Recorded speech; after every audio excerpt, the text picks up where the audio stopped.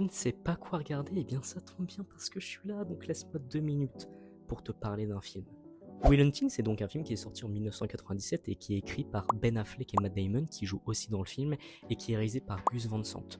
Il raconte l'histoire de Will, qui est un jeune homme doté d'une intelligence exceptionnelle, mais qui est profondément marqué par une enfance violente. Traumatisé, Will s'est refermé sur lui-même et il s'auto-sabote en enchaînant des petits boulots qui sont mal payés.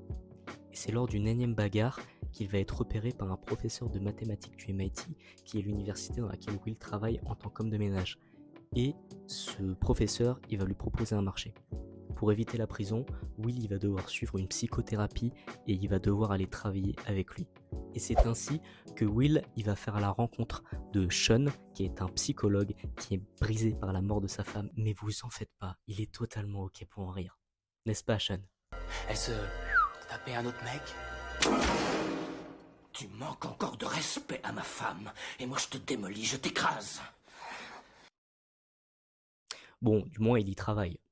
Et c'est donc peu à peu qu'il va tenter de percer la carapace de Will pour l'aider à enfin vivre pleinement sa vie. Donc maintenant, qu'est-ce qui fait de Will Hunting une œuvre aussi forte et aussi pertinente? Et bien ce film, il explore brillamment le thème de l'autosabotage. Will, malgré son intelligence, il cherche en permanence à garder le contrôle de son environnement et il rejette systématiquement les autres.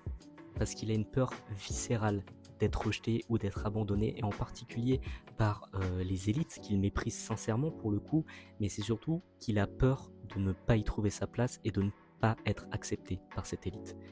Donc Sean, il va lui apprendre à sortir de son isolement et à ne pas vivre uniquement dans sa tête, mais à s'ouvrir au monde et surtout à s'autoriser à ressentir des choses.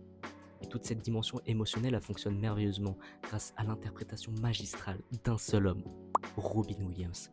Parce que c'est à travers son personnage de psychologue, mais surtout grâce à l'intensité de son jeu et de son regard qui est chargé d'empathie et de mélancolie, qu'il va nous toucher, nous, spectateurs.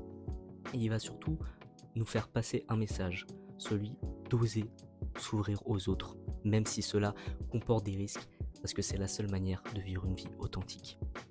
Donc, encore une fois, je pourrais parler pendant des heures de ce film et c'est pas mes 2 minutes qui vont lui rendre hommage. Mais abonne-toi si tu veux suivre plus de films dans ce genre-là. Mais pour que tu comprennes vraiment l'immensité de ce film, j'ai qu'une chose à te dire.